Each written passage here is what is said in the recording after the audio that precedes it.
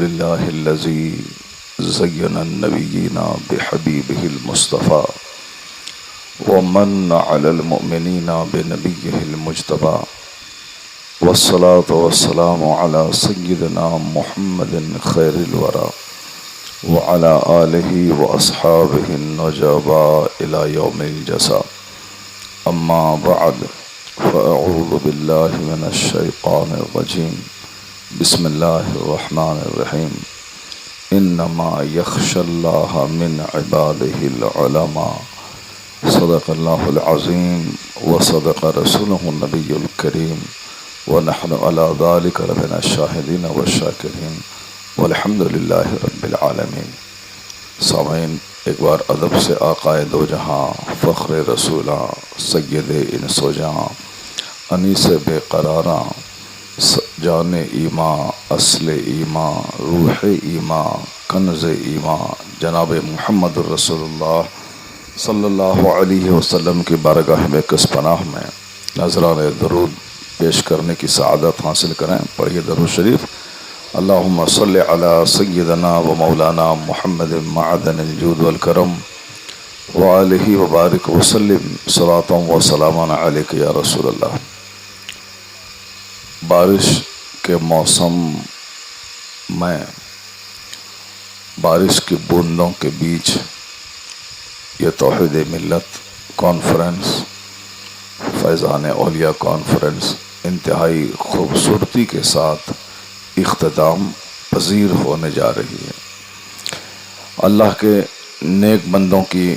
یاد میں محفل سجائی جاتی ہے تو ان نیک بندوں کی روحیں اس محفل میں سایہ فگن ہو جاتی ہیں، ان کی کرامتوں کا ظہور ہوتا ہے. یہ محفل آج نہیں ہو پاتی، لگاتار کئی دن سے بارش ہو رہی تھی، مگر الحمدللہ 2 دن موسم کھلا رہا. آج بارش ہوئی لیکن پھر بھی پروگرام پہ کوئی ڈسٹرب نہیں ہوا. الحمدللہ آج کثیر تعداد میں دیوان گانے اولیاء و صالحین یہاں بیٹھے ہوئے ہیں. آپ نے اپنی موجودگی سے بتا دیا کہ موسم چاہے ہزار اپنا رنگ بدلے مگر اللہ کے نیک بندوں کا رنگ وہی پرانا ہی رہتا ہے. جس طرح آپ نے اس خراب موسم کے باوجود آپ یہاں تک آئے، نیک بندوں سے آپ نے اپنی محبت کا مظاہرہ کیا، دینی گفتگو آپ نے سماعت کی، اپنی موجودگی سے اس محفل کو آپ نے رونق بخشی. اللہ تبارک و تعالی آپ کی مشکلات آسان فرمائے، آپ کے گھروں میں اللہ تعالیٰ برکتیں عطا فرمائے. اللہ آپ کو اور ہمیں سبوں کو صحت اور تندرستی کے ساتھ دنیا اور آخرت دونوں جہان کی نعمتیں عطا فرمائے. جب آ ہی گئے ہیں اور اب تک کی ساری کارروائی آپ نے سماعت کر ہی لی ہے، نعت ہوئی، منقبت ہوئی اور اچھی اچھی گفتگو آپ نے سماعت کی، اور شہزادہ صاحب جناب حضرت مولانا اشرف صاحب مدظ اللہ العالی تشریف فرما ہیں. ان کے والد گرامی توحید ملت حضرت علامہ و مولانا مفتی محمد توحید صاحب رحمۃ اللہ علیہ ایک زبردست عالم دین، اپنے علاقے کی نمائندگی اتر پردیش میں کرنے والا اور اتر پردیش کے ماحول میں اپنا علمی جلال، تدریسی خدمات، عالموں کے بیچ میں شاہانہ ڈھنگ سے قیام. انہوں نے بتا دیا کہ ایک بہار کے چھوٹے سے دیہات میں رہنے والا بھی کانپور جیسے صنعتی شہر کے بڑے مدرسے کا ایک کامیاب مدرس کیسے بن سکتا ہے. جب تک وہ رہے اپنی عزت اور شان کے ساتھ رہے، بے شمار شاگردوں کو انہوں نے پیدا کیا، اور پھر ایک دیہات میں رہ کر اس چھوٹے سے گاؤں میں پیدا ہو کر انہوں نے جو نام کیا، آپ کے گاؤں کا نام، آپ کے ضلع کا نام اور آپ کے صوبے کا نام جو انہوں نے روشن کیا ہے، تو آج ہمارا فرض بنتا ہے کہ ان کے وصال کے بعد جس طرح انہوں نے مجھے زندگی عطا کی، مجھے عزت بخشی، اس زمین کو عزت بخشی کہ آج اس زمین کا نام عزت سے اور فخر کے ساتھ کانپور اور اتر پردیش میں لیا جاتا ہے، اور ان کے جو طلبہ ہیں، جو شاگرد پورے ہندوستان بھر میں پھیلے ہوئے، ہر جگہوں پہ ان کا نام لیا جاتا ہے۔ تو جنہوں نے درویشی میں رہ کر سادگی کے ساتھ ہماری زمین کا نام روشن کیا ہے، تو اس زمین کے لوگوں کا فرض بنتا ہے کہ ان کے جانے کے بعد ہم اس کے نام کو بھولنے نہیں دے پائیں، ان کو ہم فراموش نہیں کریں، بلکہ ہم ان سے اپنی محبت کا مظاہرہ کر کے بتا دیں کہ جب تک آپ زندہ تھے گاؤں کا نام روشن کیا ہے، اب یہ گاؤں والا آپ کا نام پورے عالم میں روشن کرے گا۔ یعنی جب تک گاؤں کا بچہ موجود رہے گا اس وقت تک توحید ملت کا عرس پاک ہوتا رہے گا۔ عرس کا مطلب ہے کہ آنے والی نسلوں کو اس عظیم شخصیت کی زندگی سے روشناس کرایا جائے، ان کے علمی کارنامے بتائے جائیں، ان کے جینے کا انداز، ان کا زہد، ان کا تقوی، ان کا علم، یہ ساری چیزیں آنے والی نسلوں تک منتقل ہونی چاہیے۔ ایک عرس کے بہانے آج سے 50 سال کے بعد جو بچے پیدا ہوں گے وہ جان جائیں گے کہ توحید ملت کون تھے، انہوں نے کیسے علم حاصل کیا، انہوں نے کہاں کہاں وہ تعلیم حاصل کی، وہ کہاں انہوں نے پڑھایا، کتنے شاگردوں کو پیدا کیا، کتنے لوگوں کو مرید کیا، سلسلے قادریہ کی کتنی خدمتیں کی۔ تو آنے والی نسلیں یاد رکھیں گی اسی عرس کے بہانے۔ اس لیے عرس کو کھانے پینے کا ذریعہ نہیں سمجھا جائے، عرس کو ناموری کا ذریعہ نہیں سمجھا جائے، بلکہ عرس اس معنی کر ہے کہ لوگوں کو اللہ کے نیک بندوں سے قریب کر دیا جائے، ان نیک بندوں کی زندگی جو ہمارے لیے ماڈل ہے، جو ہمارے لیے نمونہ ہے، جو ہمیں جینے کا ایک سلیقہ دیتا ہے، اس سے ہماری زندگی میں روشنی پھیلے، اس لیے عرس ہوتا ہے۔ حدیث پاک میں آیا تھا، حضور نے فرمایا نہیتکم عن زیارت القبور، میں نے تم کو قبروں کی زیارت سے روکا تھا، مگر حضور کہتے ہیں کہ اب میں تم سے کہتا ہوں کہ زیارت کیا کرو۔ آقا فرماتے ہیں کیوں زیارت کیا کرو، قبر پہ حاضری دینے سے کیا ملے گا؟ تو حضور کہتے ہیں فَإِنَّهَا تُزَهِّدُ فِي الدُّنْيَا وَتُذَكِّرُ الْآخِرَةَ، قبروں کی حاضری سے دنیا کی محبت گھٹتی ہے، آخرت کی محبت پیدا ہوتی ہے، یعنی آخرت کی یاد آتی ہے۔ یہ قبروں کی حاضری آخرت کی یاد دلاتی ہے کہ اتنے بڑے ولی، اتنے بڑے نبی، اتنے بڑے غوث قطب ابدال، اتنے بڑے شہداء صدیق، یہ سب دنیا سے چلے گئے، میں بھی دنیا سے جاؤں گا، چاہے میں سونے کے گھر میں رہوں تو بھی دنیا چھوڑ کے مجھ کو جانا، چاہے میں کرائے کے گھر میں رہوں تو بھی دنیا چھوڑ کے مجھ کو جانا، چاہے میں روزانہ بریانی کھاتا رہوں تو بھی اس دنیا میں ہمیشہ نہیں رہنا، چاہے میں روزانہ سوکھی روٹی اور نمک اور چٹنی کھاؤں تو بھی دنیا کو چھوڑ کے چلے جانا۔ تو موت کی یاد دلاتی ہے قبروں کی حاضری، موت کی یاد دلاتی ہے مزارات کی حاضری، موت کی یاد دلاتی ہے نیکوں کا عرس، اپنے لوگوں کا چہلم، تیجا، 40واں کی محفلیں موت کو یاد دلاتی۔ اس لیے ہمیشہ موت یاد دلانے والی محفلوں میں حاضری کا شوق حدیث میں پیدا کیا گیا، جس طرح قبروں کی حاضری کے تعلق سے حضور نے کہا کہ قبروں پہ جایا آیا کرو تاکہ تمہاری موت یاد رہے گی، تمہاری آخرت تم کو یاد رہے گی۔ دنیا میں جو ہم پل چکے ہیں، دنیا کی محبت جو گردن تک میرے سینے میں چھا چکی ہے، جس نے مجھ کو نیکی کرنے کا موقع نہیں دیتی، جو صرف دنیا کا گھر، دنیا کی زمین، دنیا کی گاڑی، دنیا میں فکس ڈپوزٹ، دنیا کی پڑھائی، دنیا کی نوکری، دنیا میں اچھا کھانا پینا، اچھا پہننا اڑانا، اچھا گھر بنانا، اچھی گاڑی خریدنا، اسی نے مجھ کو تباہ کیا۔ آج مسجدیں ویران ہیں صرف اس لیے کہ مجھ کو دنیا چاہیے،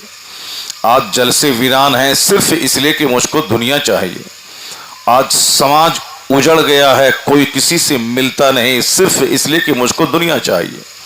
اب دنیا نے مجھے وطن سے بے وطن کیا، دنیا کی چاہت نے مجھ کو مسجد سے دور کیا، دنیا کی تڑپ نے مجھ کو جلسہ و جلوس کی روحانی محفلوں سے دور کیا۔ کوئی انجینئر، کوئی ڈاکٹر، کوئی زمیندار، کوئی پیسہ والا اس طرح کی محفلوں میں 5 گھنٹے بیٹھ کر دین کی بات سننے والا نہیں ملے گا آپ کو۔ یہاں پہ غریب، خستہ حال، عام اوسط درجے کے لوگ، کاشتکار، ان لوگوں کے دل میں مسجدوں کی، مدرسوں کی، جلسہ کی، عرس کی، عالموں کی محبت ہوتی ہے۔ یہی لوگ ہیں جو عالموں کا ہاتھ بھی چومتے ہیں، یہی لوگ ہیں جو مسجدوں کی چٹائی بچھاتے ہیں، یہی وہ لوگ ہیں جو رمضان میں مسجدوں میں 2-4 گھنٹے رہ کر مسجدوں کی رونق بڑھاتے ہیں، یہی لوگ ہیں جو چادر اور صندل کے جلوس میں شریک ہوتے ہیں۔ انہی لوگوں سے جلسہ آباد ہے، مسجدیں آباد ہیں۔ آپ ہی لوگوں سے رمضان کے مہینے میں مسجدوں کا بارونق ماحول آباد ہے۔ آپ لوگوں کی وجہ سے بہت بڑے زمینداروں کو فرصت کہاں ہے پیسوں کے گننے سے، پیسوں کو بڑھانے کی فکر کرنے سے، وہ 4 گھنٹے محفل میں آ کے بیٹھیں۔ یہی اوسط درجے کے لوگ ہیں جن سے جلسہ، جلوس، خانقاہ، مدرسہ، مسجد سب آباد ہے۔ جہاں جہاں جلسے ہوتے ہیں اس کے پیچھے بہت بڑے انجینئر، ڈاکٹر کا ہاتھ نہیں ہوتا ہے۔ جہاں جہاں بھی مجلسیں ہوتی ہیں اس کے پیچھے زمیندار کا رول نہیں رہتا۔ ان مجلسوں کے اہتمام کے پیچھے غریبوں کا ہاتھ ہوتا ہے، ان مجلسوں کے اہتمام کے پیچھے علماء کا ہاتھ ہوتا ہے۔ ان مجلسوں کے وجود سے ہی آج ہمارے سماج میں اسلامی شان و شوکت زندہ ہے، سلامت ہے۔ اسی جلسے کے بہانے ہمارے گاؤں میں نعرہ لگتا ہے، اسی جلسے کے بہانے ہم اپنے بزرگوں کا چرچا سن لیتے ہیں، اسی جلسے کے بہانے ہمارے دل اور دماغ میں جو کچرا ہے وہ صاف ہوتا ہے، اسی جلسے کے خطاب کے بہانے ہمارے سینے میں اسلام اسٹرانگ اور مضبوط ہوتا ہے۔ ورنہ جو اسلام نہیں پڑھتے ہیں، جو اسلام نہیں سیکھتے، جو نیک لوگوں کے پاس نہیں جاتے ہیں، ان لوگوں کا حال کیا ہے وہ آپ سبوں کو معلوم ہے۔ ایک نوکری کی تلاش آدمی کے ایمان کو لوٹ لیتی۔ آدمی صبح مومن رہتا ہے، شام کافر ہو جاتا ہے۔ اسی دنیا کی طلب اور چند سکے کی چاہت آدمی کو مسجد مدرسہ سے تو دور کیا ہی، یہاں تک کہ ایمان کی نعمت سے بھی محروم کر دیتی۔ آج بہت سارے ایسے لوگ ہیں جو اسکول اور کالج میں صرف پیسے کمانے کے لیے پڑھتے ہیں اور نوکری کی خاطر، نماز اور داڑھی سے الگ، اور نوکری کی خاطر وہ اپنے مذہب کے تعلق سے بدگمانی کے شکار ہو جاتے ہیں۔ یعنی انہوں نے کبھی مذہب نہیں سیکھا، انہوں نے قرآن پاک کی تلاوت نہیں سیکھی۔ ان سے کہا جائے کہ تم آئنسٹائن کا نام جانتے ہو تو بتا دیں گے، تم گیلیلیو کا نام جانتے ہو تو بتا دیں گے۔ ان سے کہا جائے کہ فزکس اور کیمسٹری کا فارمولہ کیا ہے وہ بتا دیں گے، لیکن ان سے کہا جائے کہ سورہ فاتحہ قاعدے سے سنا دو، نہیں پڑھ پائیں گے۔ ان سے کہا جائے کہ نماز میں کتنے فرائض ہیں، کتنے واجبات ہیں، نہیں بتا پائیں گے۔ ان سے کہا جائے کہ درود تاج، درود غوثیہ، درود رضویہ سناؤ، نہیں سنا پائیں گے وہ، چونکہ نہ ان کے والدین نے ان کو اس طرف شوق دلایا، نہ خود ان کو شوق پیدا ہوا کہ ہمیں اس دنیا کے بعد جس دنیا میں جانا ہے، جہاں کا ایک دن اس دنیاوی گنتی کے حساب سے 50,000 سال کے برابر ہوگا، ہمیں وہاں کی تیاری کرنی ہے۔ قصور اس باپ کا ہے جس نے اپنے بیٹے کو کچھ نہیں سکھلایا، نہ قرآن پاک پڑھنا تک نہیں سکھلایا۔ وہ انجینئر ہے، ڈاکٹر ہے، IAS آفیسر ہے، IPS آفیسر ہے، لیکن قرآن پاک نہیں آتا پڑھنا، اردو زبان اس کو نہیں آتی ہے۔ وہ انگریزی فراٹے سے 24 گھنٹے بولیں گے، لیکن اردو اس کو نہیں آتی ہے۔ وہ اردو جو عربی سے قریب زبان ہے، وہ اردو جس میں اسلامی لٹریچر کا بھنڈار موجود ہے۔ انگریزی اور ہندی 1000 آدمی پڑھ لے، انگریزی میں اسلامی کتاب پڑھ لے،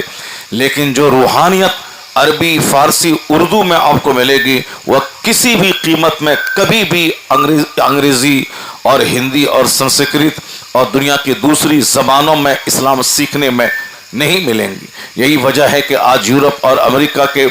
دنیا دارانہ ماحول میں وہاں کے لوگ اچھی کمائی کرنے کے لیے اعلیٰ پیمانے کا انجینئر بھی بنتے ہیں اور زبردست عربی زبان پہ مہارت بھی ان کو حاصل ہوتی۔ وہاں کے لوگ داڑھی رکھ کر امریکہ کی ہائی کلاس کی کمپنی میں جاب بھی کرتے ہیں، نماز بھی پڑھتے ہیں، اور نوکری سے آنے کے بعد کوئی نہیں کہتا کہ انجینئر ہوگا، کوئی کہتا اپنے وقت کا ایک بڑا مولانا، مولوی، پیر صاحب ہوں گے، چونکہ چہرے کی داڑھی، اسلامی لباس ان کو اس ملک میں بھی اپنے مذہب سے قریب کیا ہوا ہے۔ یہ ہندوستان کے اجڑے ہوئے ماحول میں مولانا صاحب کا بیٹا، پیر صاحب کا بیٹا، اور صاحب جن کا باپ حاجی ہے ان کا بیٹا لگتا ہی نہیں کہ کسی مسلمان کا بچہ ہے، ان کا بیٹا لگتا ہے کہ کسی کرسچن کا بیٹا ہے، کسی یہودی کا بیٹا ہے، کسی مشرک کا بیٹا ہے۔ نہ چہرہ ان کا اسلامی ہے، نہ لباس اسلامی ہے، نہ سوچ اسلامی ہے، ساری گفتگو اس کی غیر اسلامی ہوتی ہے، لباس غیر اسلامی ہوتا ہے، بال رکھنے کا اسٹائل غیر اسلامی ہوتا ہے، ان کی سوچ اور سمجھ صرف دنیا پہ حاوی ہوتی ہے۔ یہ قصور ہمارا ہے کہ ہم نے اپنے گھر میں دین کا چرچا بالکل چھوڑ دیا، صرف یہی چرچا ہم نے کیا کہ فلاں ڈاکٹر ہے، انہوں نے کروڑوں کما لیا، فلاں انجینئر بنا، انہوں نے اربوں کما لیا، فلاں صاحب بمبئی جا کے بزنس کیا، اربوں میں کھیل رہا ہے، فلاں اپنے شہر سے دور بڑے نگر میں پہنچا، انہوں نے بڑے شہر میں اپنا گھر بنا لیا۔ تو ہم نے اپنے گھر میں چھوٹے چھوٹے بچوں اور بچیوں کے دماغ میں یہی ڈالنے کی کوشش کی کہ آدمی وہی ہے جو دنیا کمائے، آدمی وہی ہے جو دنیا میں زیادہ دولتیں جمع کرے۔ تو میرے بچوں کے دماغ میں دولت جمع کرنے کا جنون چڑھ جاتا ہے، اس کے لیے چاہے اسے 15 گھنٹے پڑھنا پڑے، 18 گھنٹے پڑھنا پڑے، اسے سالوں سال گھر سے باہر رہنا پڑے، اسے صاحب رات دن مجنوں بن کے اسٹڈی کرنی پڑے،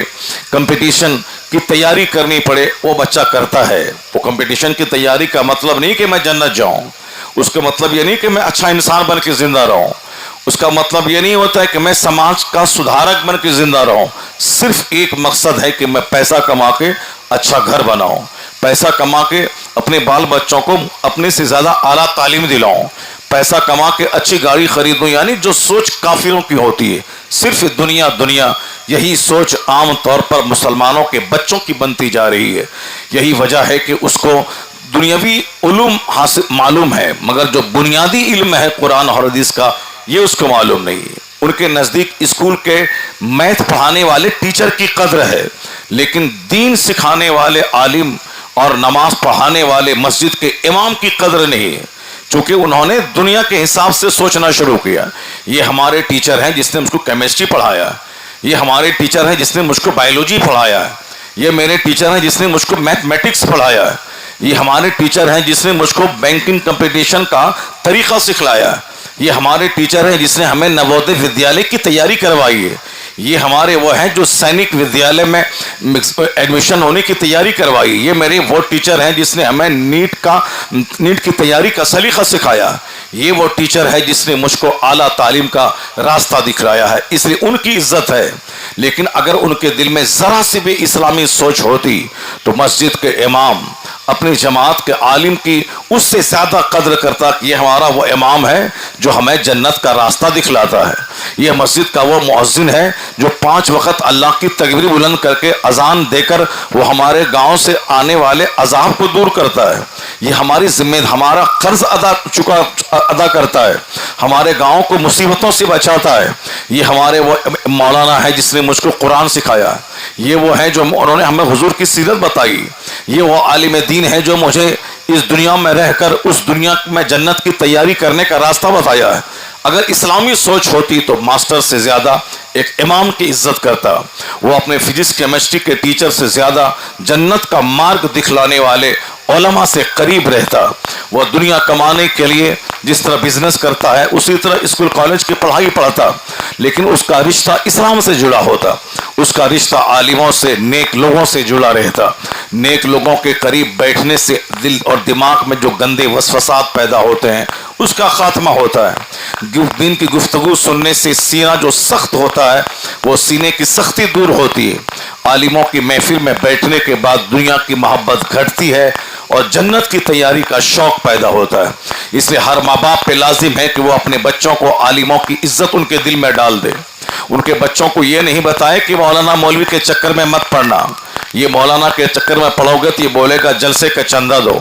مولانا بولے گا کہ رمضان کا فطرہ دو، مولانا بولے گا کہ صاحب عشر نکالو، مولانا کہے گا مدرسے میں 100 بچے پڑھتے ہیں اس کے کھانے کا انتظام کر دو، مولانا کہے گا کہ رمضان کا مہینہ آیا ہے زکوٰۃ دے دو، قربانی کی کھال مجھے دے دو، مولانا سے قریب مت ہونا ورنہ یہ تمہیں چوس لے گا، ہر موقع پر پیسہ مانگے گا۔ تو ہم نے بچوں کو یہ دماغ میں ڈالنے کی کوشش کی کہ عالم کو دور سے سلام تو کر لینا، زیادہ اس سے قربت حاصل مت کرنا، ورنہ یہ ہمیشہ ہر موقع پہ تجھ سے کچھ نہ کچھ مانگا کریں گے۔ عالموں کو دور سے سلام کر لینا، زیادہ قریب مت جانا، زیادہ قریب جائے گا تو داڑھی رکھوا دے گا، عالم سے زیادہ قریب ہوگا تو جوانی میں پنجابی پائجامہ پہنوا کے بوڑھا بنا دے گا، عالم سے زیادہ قریب ہوا تو پھر تمہیں دنیا کی محبت نکال کر جنت کی تیاری کا شوق تیرے دل میں ڈال دے گا۔ اپنے بال بچوں کے دماغ میں صرف دنیا دارانہ سوچ پیدا کرتے ہیں، کل وہی بچہ چرسی ہو جائے، کل وہی بچہ بھانگ کھانے والا ہو جائے، کل وہی بچہ شرابی ہو جائے، کل وہی بچہ ماں باپ کی چھاتی پہ چڑھ کے مارنے والا بن جائے، کل وہی بچہ سماج کا غنڈہ اور لچا اور لفنگا ہو جائے، کل وہی بچہ 24 گھنٹے موبائل چلا کر کے دل دماغ سوچ سب ناپاک کرنے والا بن جائے، کل وہی بچہ مسجد میں بیٹھ کے جمعہ کے دن موبائل چلائے، کل وہی بچہ 24 گھنٹے گٹکا کھا کے کینسر کی بیماری کو دعوت دے، کل وہی بچہ گٹکا کھاتے کھاتے 24 گھنٹے اپنے منہ کو پخانے جیسی بدبو کا خوگر بنا دے، کل وہی بچہ اپنے ماں باپ کو چھوڑ کر سسرال والے کا غلام ہو جائے، کل وہی بچہ گاؤں سماج کی دوسروں کی بہو بیٹی پر تاکنے والا وہ سماج کا کیڑا بن جائے۔ جس طرح ہمیشہ کتوں کی نظر ہر وقت ہڈی پہ پڑی رہتی ہے، اسی طرح سماج کے چند چھوکروں کی نظر ہر وقت دوسروں کی بہو بیٹی پہ پڑی رہتی ہے۔ صبح سویرے بھی ایک ہی نشہ ہے کہ کہاں کون شکار نظر آ جائے، رات میں سونے سے پہلے گلی کا چکر ہے کہ کہاں کون شکار نظر آ جائے۔ یعنی ہم نے وہ اولاد جنم دی جس کو آخرت اور ماں باپ کی خدمت سے کوئی تعلق نہیں ہے، جن کے دماغ میں خواہشات کا طوفان ہے، جن کے دماغ میں سیکسول ڈیزائرز پیدا، جن کے دل اور دماغ میں صرف دنیا کی لسٹ اور لگزریس لائف گزارنے کا شوق صرف ان کے پاس موجود ہے۔ یہ قصور اس ماں باپ کا ہے جس نے بچوں کو بولا تھا مولانا سے دور رہنا۔ یہ ساری بدعملی بچوں کے اندر جو پیدا ہوئی ہے ماں باپ کا نتیجہ ہے جس نے اپنے بچوں کو عالموں سے دور رہنے کو کہا تھا۔ آج سماج اجڑ گیا، بچے ہمارے اجڑ گئے، چونکہ میں نے بچوں کو عالم سے قریب رہنے کا پیغام نہیں دیا۔ یہ بچے اگر عالم کے پاس رہتے تو حضور کی حدیث سنتے، سرکار دو جہاں کی سیرت سنتے، یہ روزانہ عالم کے پاس بیٹھ کر اپنی ذمہ داری سمجھتے کہ مجھ کو کیا کرنا ہے کیا نہیں کرنا ہے، کیا رائٹ ہے کیا رانگ ہے، یہ عالموں کی صحبت میں رہنے کے بعد اس کو ملتا۔ کیا ہماری زندگی کے لیے بینیفیشل ہے، کیا ہماری زندگی کے لیے ہارمفل ہے، یہ عالموں کی محفل میں اس کو یہ باتیں مل جاتی۔ عالموں کا چہرہ دیکھنے سے سینے کا زنگ صاف ہوتا ہے، ان کی گفتگو سننے سے مس انڈرسٹینڈنگ کا خاتمہ ہوتا ہے۔ اگر کوئی ماں باپ کا چہرہ محبت سے دیکھ کر حج مبرور کا ثواب کماتا ہے تو یہ عالموں کی گفتگو ان کی تقریر کا نتیجہ ہے، جنہوں نے حدیث میں بتایا ہے کہ ماں کے پاؤں کے نیچے جنت ہے اور باپ جنت کا دروازہ ہے۔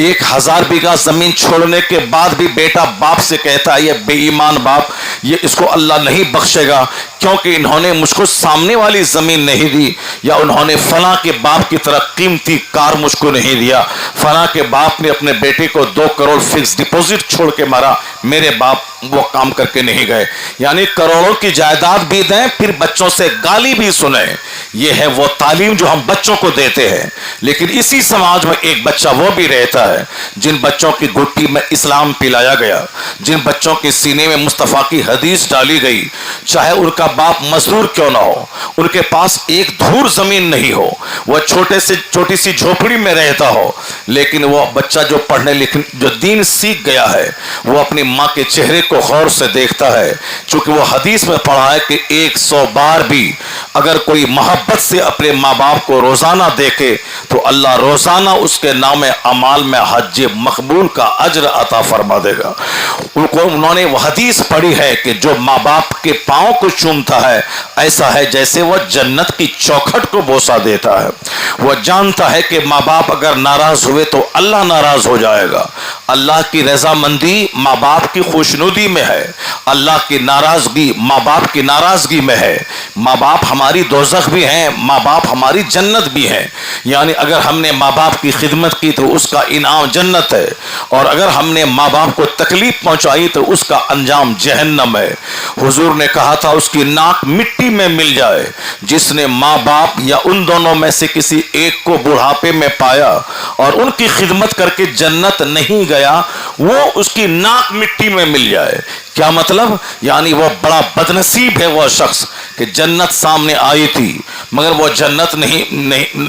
کو نہیں حاصل کیا. ماں باپ جب جوان ہوتے ہیں تو بچوں کی خدمت کے محتاج نہیں ہوتے ہیں، لیکن جب ماں باپ ضعیف ہو جاتے ہیں تو انہیں بچوں کی حاجت ہوتی ہے کہ بچے میرے پاس آئیں، بچے میرے پاس بیٹھیں، بچے میرا دل بہلائیں، بچے میرے سر پہ تیل رکھیں، بچے میرے پاؤں کو سہلائیں، بچے میرے پاس بیٹھ کر کے میرا دل بہلائیں. یعنی بڑھاپے میں ماں باپ کو اولاد کی حاجت ہوتی ہے. ان کے سرہانے بیٹھ کر، ان کے سر میں تیل لگا کر، ان کے پاؤں میں تیل لگا کر، ان کے بدن ہاتھ کو دبا کر، ان سے مسکرا کے بات کر کے ان کو لگے کہ میری زندگی گھر میں بوجھ نہیں ہے، میرے بال بچوں کے دل میں میری عزت ہے. ان کو جینے کا حوصلہ مل جاتا ہے. اگر ان کو پتہ چل جائے کہ میرے بیٹے آئے بیوی کے پاس مگر میرے پاس نہیں آئے، پھر وہ واپس باہر چلے بھی گئے، بیٹا میرے پاس نہیں آیا، تو بوڑھا بیماری سے اتنا نہیں گھلتا ہے جتنا بیٹے کی اس بے رخی سے پریشان ہو جاتا ہے. ان کو لگتا ہے کہ مجھ کو بیٹا عزت نہیں دیتا ہے، میں اس گھر کے لیے بوجھ ہوں. وہ اندر ہی اندر تمنا کرنے لگتا ہے کہ جلدی سے میں مر جاؤں، جلدی سے میں دنیا چھوڑ کے چلا جاؤں. نہ میری عزت میری بہو کے دل میں ہے، نہ میرے بیٹے کے دل میں ہے. اس طرح سے وہ گھل گھل کے وقت سے پہلے ہی مر جاتا ہے. وہ بیٹوں کی بے رخی سے آدمی کی زندگی مختصر ہو جاتی، ان کا دل چھوٹا ہو جاتا ہے. وہ اندر سے ٹینشن اور تناؤ میں رہ کے دو چار اور بیماریوں کو بولا لیتا ہے. اس طرح سے ہر اولاد کا فرض بنتا ہے کہ روزانہ ماں باپ کے پاس وقت دیا کرے. اگر وہ گھر میں رہتے ہیں، باہر روزی روٹی کی تلاش میں ہیں تو الگ بات ہے، لیکن جب بھی گھر آئیں تو سب سے پہلے اپنی والدہ اپنے والد کے پاس جائیں. بڑھاپے میں ان کو بیٹے کی حاجت ہوتی ہے، بڑھاپے میں ان کو اپنے پاس بیٹھے بیٹا یہ ان کی تمنا ہوتی ہے، مگر ہمارے پاس وقت نہیں رہتا. میں اپنے بچوں کو 1 گھنٹہ خوب گود میں لے کے کھلاتا ہوں، میں اپنی بیوی کے پاس 1 گھنٹے تک محبت کی باتیں کرتا ہوں، مگر ہمارے اس بوڑھے ماں باپ کے لیے 5 منٹ کا ٹائم میرے پاس نہیں ہوتا ہے. لیکن وہ شخص جس نے اسلام سیکھا ہے وہ حضور کی اس حدیث کو جانتا ہے کہ سرکار نے کہا ہے ماں باپ تیری جنت بھی ہیں، ماں باپ تیری دوزخ بھی ہیں. اگر تم نے بے رخی برتی، ماں باپ کی خدمت نہیں کی تو چاہے 50 حج کیوں نہ کر لو، یہ ماں باپ کی ناراضگی تجھے لے ڈوبے گی. ماں باپ کی ناراضگی تیری عمر بھی گھٹا دے گی، ماں باپ کی ناراضگی تیری روزی بھی گھٹا دے گی، ماں باپ کی ناراضگی تیری عزت میں پر پانی پھیر دے گی، ماں باپ کی ناراضگی اللہ رسول کی ناراضگی کا ذریعہ بن جائے گی. اس لیے جو چاہتا ہو کہ میری عمر بڑھے وہ ماں باپ اور رشتہ داروں سے اچھا سلوک کرے، اور جو چاہتا ہو کہ میری روزی میں اضافہ ہو اسے رشتہ داروں سے اچھا سلوک کرنا چاہیے اور ماں باپ سے بھی اچھا سلوک کرنا چاہیے. چونکہ حدیث میں آیا ہے کہ جو چاہتا ہو کہ میری روزی اور میری عمر دونوں بڑھے فل یصل رحم ہو، اسے اپنے رشتہ داروں سے اچھا سلوک کرنا چاہیے. یعنی پڑوسی سے، اپنے بہنوئی سے، اپنے سمدھی سے، اپنے چچیرے رشتہ دار سے، اپنے گاؤں کے دور کے رشتہ داروں سے اچھا سلوک کرے. تو جو روزی کے بڑھانے کا ذریعہ ہے آج ہم نے اسی کو اپنے پاؤں سے مار دیا ہے. یعنی رشتہ داروں سے دشمنی، دوسروں سے دوستی ہے، رشتہ داروں سے دشمنی. دوسروں کے پاس آنا جانا ہے، پڑوسی سے منہ پھلا کے رہنا. جن سے دوستی کرنے سے روزی بڑھتی اور جن کی خدمت کرنے سے عمر بڑھتی، اسی سے میں نے رشتہ کٹف کر لیا ہے. نہ رشتہ داروں سے منہ پھلا کے رہنا، نہ ان سے باتیں کرنی ہے، الٹے اسی سے کیس مقدمہ لڑنا ہے. پڑوسی کے پاس نہیں جانا ہے، دوسروں سے دوستی کرنی ہے اور دشمنی ساری اپنے رشتہ داروں سے کرنی. پڑوس میں جو شخص رہتا ہے وہ میرا چچیرا بھائی، پڑوس میں جو رہتا ہے وہ میرا پھپھیرا بھائی، پڑوس میں جو رہتا ہے وہ مسلمان ہے. مسلمان کا حق یہی ہے کہ ہر مسلمان کی آبرو، مسلمان کی عزت، مسلمان کی جان، مسلمان کا مال، مسلمان کا خون، یہ سب ہمارے لیے حرام ہے. یعنی نہ ان کا خون بہائیں، نہ ان کی عزت خراب کریں، نہ ان کو گالی دیں، نہ ان کا نام بگاڑ کے بولیں. ایک مومن کا بھائی ہوتا ہے. تو ایک حق مومن کا ہے، چاہے رشتہ دار میرا رہے یا نہ رہے، وہ مسلمان ہے، وہ مسلمان، ہر مومن کے لیے بھائی ہوتا ہے، مومن کا آئینہ ہوتا ہے، مومن وہ ہوتا ہے جو اپنے بھائی سے مسکرا کے ملتا ہے، ان کی زندگی سے تکلیف کو دور کر دیتا ہے، اپنی طرف سے تکلیف نہیں پہنچاتا ہے، حسد نہیں کرتا، جلن نہیں سے کام نہیں لیتا، چڑ سے کام نہیں لیتا، مومن خیر خواہ ہوتا ہے، ویل ویشر ہوتا ہے، ایک دوسرے کا بھلا چاہنے والا ہوتا ہے۔ حضور فرماتے ہیں کہ المسلم اخو المسلم، مومن مسلم کا بھائی ہوتا ہے، لا یخذلہ لا یحقرہ، مومن کسی کو ذلیل نہیں کرتا، مومن کسی کو حقارت کی نگاہ سے نہیں دیکھتا، مومن بھائی بن کے رہتا ہے۔ سرکار فرماتے ہیں ولا تناجشوا ولا تباغضوا ولا تدابروا ولا یبع بعضکم علی بیع بعض، مصطفیٰ کہتے ہیں کہ تیرا مومن بھائی اگر کسی چیز کو خرید لیا ہے یا خرید رہا ہے تو تم اس کی کٹنگ مت کرو، ولا یبع بعضکم علی بیع بعض، یعنی کسی نے یہ باغ لے لیا ہے، کسی نے فلاں زمین خرید لی ہے تو تم بیچ میں ٹپک مت پڑو کہ یہ ہم زمین لیں گے، وہ 5 لاکھ دے رہا ہے میں 10 لاکھ دے دوں گا، وہ 5 لاکھ دے رہا ہے میں 6 لاکھ دے دوں گا، یہ مومن کا شیوا نہیں ہے۔ آج ہمارا سارا کام بالکل اجڑا ہوا کافروں جیسا رکھتا ہے۔ حضور نے کہا ہے کہ تم اپنے بھائی سے چڑ مت رکھو، اس کی غائبانہ میں اس کی کٹنگ مت کرو، اس کا نام بگاڑ کے مت بولو، ان سے اپنا تعلق اچھا رکھو۔ مصطفیٰ فرماتے ہیں کہ تم جنت میں نہیں جاؤ گے جب تک کہ آپس میں محبت نہ کرو۔ سرکار کہتے ہیں لا تدخلون الجنت حتی تؤمنوا، نہیں جنت جاؤ گے جب تک کہ تم مومن نہ بن جاؤ، ولا تؤمنوا حتی تحابوا، مومن نہیں بنو گے جب تک کہ آپس میں ایک دوسرے سے محبت نہ کرو۔ یعنی جنت جانے کے لیے ایمان ضروری، اور ایمان بچانے کے لیے آپس میں محبت ضروری ہے، چاہے وہ دور کا مسلمان کیوں نہ رہے، اس سے میری کوئی رشتہ داری کیوں نہ رہے۔ ایک پڑوس کا کوئی مومن بھائی، ایک حق ہے کہ ڈبل حق اس کا ہے، ایک حق ہے مومن ہونے کا، وہ مسلمان ہے وہ، اور دوسرا حق ہے وہ میرا پڑوسی ہے۔ آقا فرماتے ہیں کہ جبرائیل امین نے پڑوس کے تعلق سے اتنا زور دیا مجھ کو، اتنی تاکید مجھ کو کی کہ حدیث میں آیا ہے کہ ما زال جبریل یوصینی بالجار حتی ظننت انہ سیورثہ،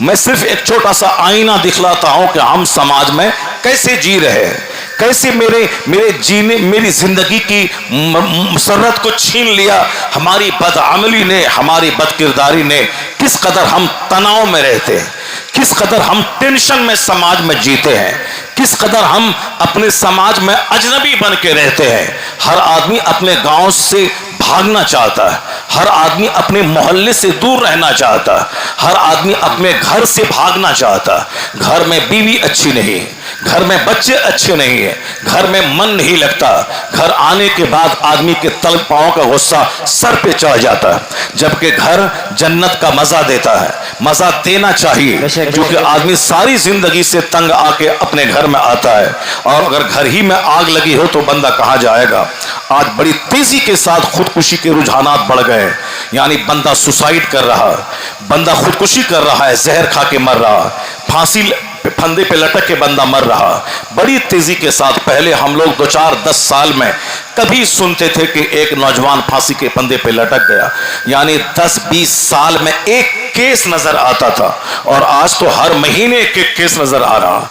صاحب وہ جوان تھا پھانسی کے پھندے پہ لٹک گیا، وہ جوان تھا وہ زہر کھا لیا، انہوں نے چوہا مارنے کی دوا استعمال کر لی، وہ جوان تھا ٹرین کی پٹری میں کٹ گیا، وہ جوان تھا چھلانگ لگا کے ندی میں کود گیا، وہ جوان تھا ٹرین گزر رہی تھی اسٹیشن سے، اچانک ابھی ٹرین بڑھی ہے کہ اس کے نیچے اپنا سر دے دیا۔ ابھی 15 دن پہلے میں نے کوڈرما اسٹیشن پہ دیکھا، ابھی راجدھانی ٹرین صرف سرک رہی تھی اسٹیشن پہ، اچانک رک گئی چونکہ ایک آدمی اپنا سر رکھ دیا۔ اس قدر ٹینشن میں آدمی جی رہا ہے، کسی کو لڑکی پانے کا ٹینشن ہے، کسی کو شادی کا ٹینشن ہے، لڑکی نہیں ملی تو جان دے دیا۔ آج سے 20 سال پہلے میں نے ایک ایسا خوبصورت نوجوان جن کا باپ مقام عام عبادت گزاروں سے اتنا زیادہ ہے کہ حضور نے فرمایا ہے فضل العالم علی العابد کا فضلی علی ادناکم اللہ صمد. مصطفیٰ کہتے ہیں ایک عالم کی فضیلت عبادت گزار پر ایسی ہے جیسے مصطفیٰ کی فضیلت تمہارے آدمی پر. جبکہ حضور تو پیغمبروں کے سردار رسولوں کے سردار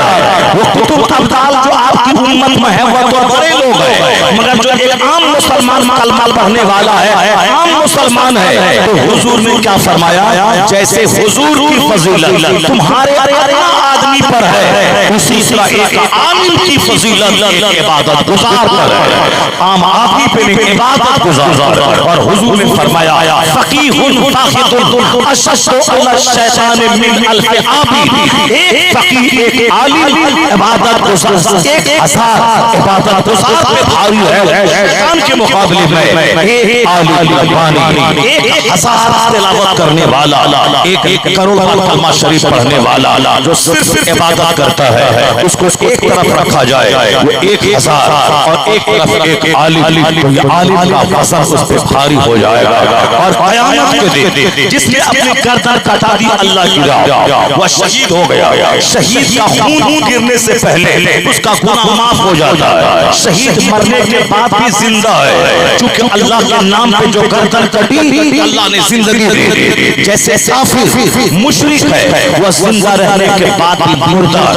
وہ اس کے بارے میں قرآن نے کیا کہا سمن بکمن عمی فہم لا یرجعون. یہ گونگا ہے یہ بہرا ہے یہ اندھا ہے. کون ہے گونگا جس کے پاس زبان ہے؟ کون اندھا جس کو اللہ نے کہا جو آنکھ رکھتا تھا؟ کس کو اللہ نے کہا بہرا ہے جو کان رکھتا تھا؟ یعنی جو حق نہ سنے جو حق نہ بولے جو حق نہ دیتے وہ گونگا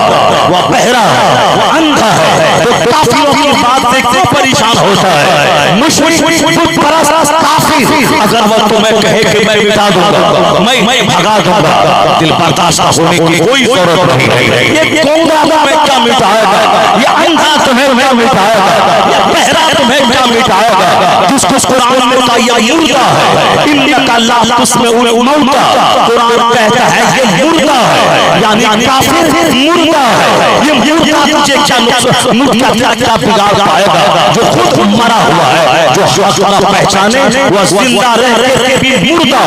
جو حق نہ بولے وہ زبان رکھنے کے بعد بھی گونگا جو حق نہ سنے وہ کان رکھنے کے بعد بھی بہرا ہے جو حق نہ بولے زبان رکھنے کے بعد بھی گونگا ہے. یہ کافر گونگا ہے یہ کافر بہرا ہے یہ کافر اندھا ہے یہ کافر مردہ ہے. مردے سے کیوں ڈرتا ہے؟ یہ بہرے سے کیوں ڈرتا ہے؟ یہ گونگے سے کیوں ڈرتا ہے؟ تیرا اس سے کیا بگڑے گا؟ اور جو رب کے نام پہ گردن کٹا دے قرآن کہتا ہے وہ زندہ ہے اس کو روزی ملتی ہے. جو رب کے نام پہ گردن کٹائے وہ زندہ ہے. جو مومن ہے وہ زندہ ہے. جو مومن ہے زندہ رہے تو بھی زندہ ہے. رب کے نام پہ مر جائے تو بھی زندہ ہے. اس لیے کہا گیا ہے جب قبرستان جاؤ تو سلام کرو اس کو وہ تیرا سلام سنتا ہے وہ تیرے سلام کا جواب دیتا ہے وہ دوستوں کو پہچانتا ہے وہ دوستوں کو پہچانتا ہے. جب تم دفن کر کے لوٹتے ہو تمہارے پاؤں کی آواز کو سنتا ہے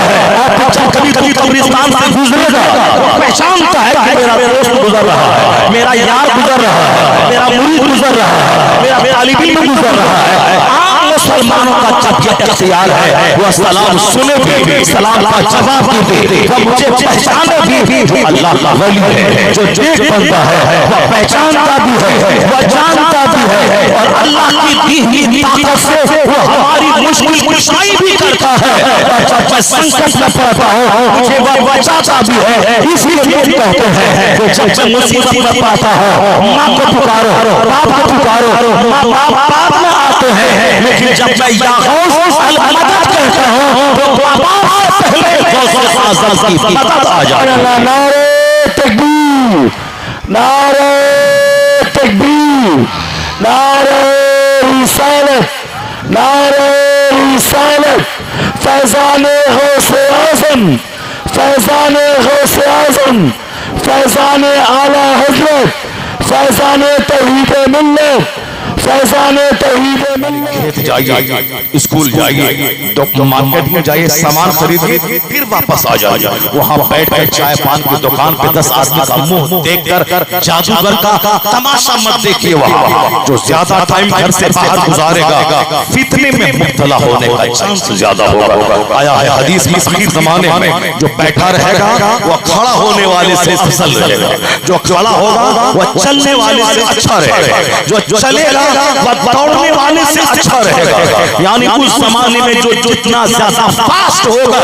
اس کا دین ایمان اتنا ہی زیادہ خطرے میں پڑے گا۔ آج کل گھومنے کی عادت لگ گئی ہے، 7 سال میں 1 مہینہ بیوی بال بچوں کے ساتھ گھومنے جانا ہے۔ جس زمانے میں چاروں طرف فتنے ہیں، چاروں طرف بیماریاں ہیں، چاروں طرف اپنی بیوی اپنی بہو کو لے کے گئے، وہاں دوسروں کی بہو کا زیور دیکھا، مکان دیکھا، شوہر کے سر کا سارا بال اجاڑ دیتی ہے، چاٹ کر کے وہ ایسا کپڑا پہنتی ہے، آپ اس کو کیا پہنائیں گے؟ ان کے گھر میں ایسا شوکیس میں سامان تھا، آپ کیا دیں گے؟ تو عورتوں کو جتنی زیادہ آپ باہر جتنا زیادہ گھمائیں گے دماغ چٹائی ہوگی، خود گھر میں رہے، سیف رہے اور باہر گندے دوستوں سے دوستی نہ کرے، زیادہ تعلق ایمان سے رکھیں۔ اور جو خطرات پھیل گئے ہیں، کبھی بھی دنگا ہو سکتا ہے، کبھی بھی عام قتل عام ہو سکتا ہے۔ چند شریروں نے اس پیارے ملک میں ایسا ماحول پیدا کر دیا ہے، کبھی بھی آگ لگ سکتی ہے، کبھی بھی ہندوستان جوالا مکھی کی طرح پھٹ سکتا ہے، دنگوں کی آگ میں جھلس سکتا ہے۔ تو اس کے باوجود مسلمانوں کو فوراً سچیت ہو جانا چاہیے، شہادت کے لیے تیار رہنا چاہیے۔ اللہ کے نام پہ جان دینے کے لیے رحم و کرم کا بھیک نہیں مانگے، بلکہ تیار رہے کہ موت آنی ہی ہے، چاہے آج مرے چاہے 50 سال کے بعد، تو شہادت کی مور پر مر جائے، نماز پڑھتے پڑھتے مر جائے، اللہ اکبر کہتے کہتے مر جائے، آزان دیتے دیتے مر جائے، زبان خالی رہے خود کا کہنے سے، کلمہ پڑھتے پڑھتے مر جائے۔ یعنی زمانے میں جب حالات خراب ہیں تو نیکی زیادہ ہو جائے، کلمہ شریف کا زیادہ ہو جائے، جو نمازیں قضا ہوئی ہیں ان نمازوں کو ادا کرے، سچی توبہ کرے، نہ جانے کس گلی میں کس چوراہے پہ کہاں موت آ جائے، کس وقت آج کل موت سستی ہو گئی ہے، شریف قسم کے لوگ جب زیادہ ہوں گے موت سستی ہو جائے گی۔ تو ایسے وقت میں جب موت سستی ہے، سستی ہونے والی ہے اور ہو چکی ہے، تو زیادہ گھمکڑ آدمی نہیں بنے، اپنے کام سے کام رکھے، زیادہ ٹائم گھر میں گزارے، تلاوت میں، کلمہ شریف میں، درود شریف میں اور صبر کرنے میں۔ اگر نماز پڑھتے پڑھتے گردن کٹ گئی، داڑھی رکھتے رکھتے گردن کٹ گئی، تلاوت کرتے کرتے گردن کٹ گئی، تو مقدر پہ نیاز کرے کہ اللہ کے نام پہ گردن کٹی ہے، داڑھی رکھا ہو گردن کٹی ہے، نماز پڑھتا ہو گردن کٹی ہے، جو مسلمان ہونے کی بنیاد پر گردن کاٹ دیا گیا، اس کی گردن کٹ گئی، تو سمجھ لے کہ شہادت کا مقام ملا۔ تو شہادت 1 کروڑ سال کا نفل سجدہ اس مقام کو نہیں پہنچا پائے گا جس مقام کو 1 سیکنڈ میں گردن کٹی بندہ اس مقام پہ پہنچ جائے۔ شہادت بات ہستی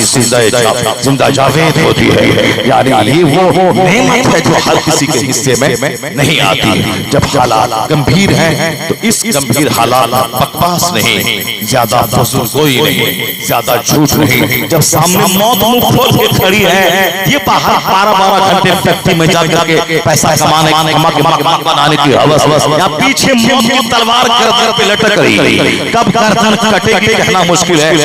یہ 100 سال سوچ رہا ہے 5 مکان ہے تو 10 کمرہ بنا لے، 5 بیٹا ہے 5 کو الگ الگ زمین خرید کے دے دے، 5 بیٹا ہے 5 کو الگ الگ مکان خرید بنا کے دے دے۔ اپنی کل گردن کٹے گی، جہنم کی آگ میں جلے گا، قبر میں 99 اژدہا سانپ مسلط ہوگا اور قیامت قائم ہوگی 50 کروڑ سال کے بعد۔ اتنے دنوں تک اس عذاب میں رہنا پڑے گا، اس کی کوئی پرواہ نہیں، کوئی فکر نہیں ہے۔ 5 بیٹا ہے 5 گھر ہو، چاہے اس کے لیے جلسہ چھوٹے، مسجد چھوٹے، مدرسہ چھوٹے، نماز چھوٹے، ایسی چیز میں گردن کٹی، بس حسرت و مایوسی اور ناکام زندگی گزار کے چلا گیا۔ جب حالات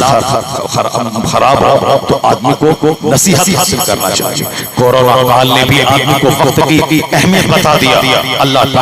مہلت دیتا ہے، چھوٹ دیتا ہے، نعمت دیتا ہے، لیکن جب نعمت میں قدری ہوتی ہے، جیسے لوط علیہ السلام کی قوم کو خوب نعمت دیا، جب بے قدری ہوئی تو پوری آبادی کو جبریل امین نے اٹھا کے لے گیا آسمان پر، وہاں سے پلٹ لی، پتھروں کی بارش ہو گئی، ایک ایک کا نام و نشان مٹ گیا۔ اسی طرح جو لوگ آج وقت کی قدر نہیں کرتے تھے، گھمکڑ بنے تھے، کورونا کال میں جب پولیس والے مار مار کے بھگانے لگے، گھر میں کوارنٹائن کرنے لگے، گھر میں رہیے، سیف رہیے، باہر مت گھومیے،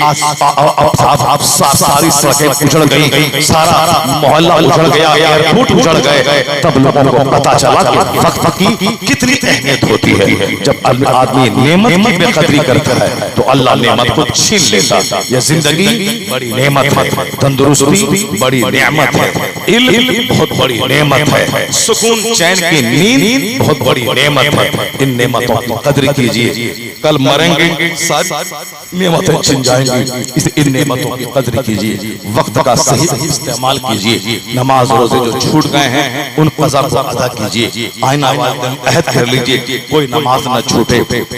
فجر سے لے کے ظہر تک 8 گھنٹے کام کیجیے، ظہر کے وقت میں فوری دوڑ کے مسجد آ جائیے، ظہر کے بعد پھر 3 گھنٹہ کام کیجیے، پھر عصر میں دوڑ کے آ جائیے، پھر عصر سے 2 گھنٹہ باہر کام کیجیے، مغرب میں دوڑ کے آئیے، مغرب کے بعد 2 گھنٹہ گھر میں بتائیے بال بچوں میں، پھر عشاء کے لیے چلے جائیے، عشاء پڑھ کے فوری سو جائیے، پھر فجر کے انتظار میں سوئیں گے، رات بھر عبادت میں آپ رات گزرے گی، رات بھر نیکی ملتی رہے گی، چونکہ فجر کے انتظار میں آپ سوئیں گے، فجر کی نماز میں اٹھوں گا۔ اس طرح سے 24 گھنٹے کی ایک روٹین تیار کر لیجیے، بے وجہ کھانا، بے وجہ سونا، بے وجہ گھومنا، اگر ایسا کیا تو سچی خوشی کی جھلک یہاں ملے گی، صحت یہاں ملے گی، پیسے بچیں گے، زیادہ خیرات کرنے کا موقع ملے گا، وقت کی پابندی کریں گے، وقت آپ کو عزت دلائے گا، عبادت کرنے کے لیے ڈھیر ٹائم بچ جائے گا۔ نیک لوگوں کی زندگی اسی طرح سے بالکل سلیکٹڈ زندگی ہوتی تھی، وقت پہ اٹھنا، اشراق پڑھنا، چاشت پڑھنا، اوابین پڑھنا، تہجد پڑھنا، حلال روزی کی تلاش میں جانا، پھر باہر زیادہ نہیں گھومنا، جو وقت بچا خانقاہ میں گزار دینا۔ ان لوگوں نے ایک سلیکٹڈ زندگی گزاری تو ان کے جانے کے بعد لوگوں کی زندگی سے نور حاصل کرتے ہیں، روشنی حاصل کرتے ہیں، ان کی قبروں سے روحانیت ٹپکتی ہے، جہاں بیٹھ کر عبادت کرتے ہیں وہاں دعا قبول ہوتی ہے، جہاں ان کی آرام گاہ قبر ہے وہاں دعا قبول ہوتی ہے، ان کا جو کپڑا ہے ان کے وسیلے سے دعا قبول ہوتی ہے، ان کی جو تسبیح کے دانے ہیں ان کے دانے سے اللہ کی آواز آتی ہے۔ نیک لوگ کوئی دوسری دنیا کی ان کی مخلوق نہیں ہوتی، اسی ہماری ہی طرح لوگ ہوتے ہیں، لیکن جینے کا انداز ان کا الگ ہوتا ہے، ہمارا جینے کا بے ترتیب انداز ہوتا ہے، ان کا انداز ایک ترتیب اور سلیقے سے ہوتا ہے، یہی ترتیب ان کی زندگی کو نکھار دیتی ہے، ان کی زندگی کو ماڈل بنا دیتی ہے، ان کی زندگی کو پریشس اور قیمتی بنا دیتی ہے۔ اللہ تبارک و تعالی اپنے نیک بندوں کی خیرات سبوں کو عطا فرمائے، ہم سبوں کو بھی ایک سنجیدہ، ایک سیریس، ایک کامیاب، اچھی سکسیسفل لائف گزارنے کی اللہ ہم سبوں کو توفیق عطا فرمائے۔ ایک بار زور سے بولیے نا آمین۔ اللہ ہم سبوں کو اپنے گھروں میں بال بچوں کو دین سکھانے کی توفیق عطا فرمائے، روزانہ نیک لوگوں کا چرچا کرتے رہنے کی توفیق عطا فرمائے، آمین۔ وآخر دعوانا ان الحمد للہ رب العالمین۔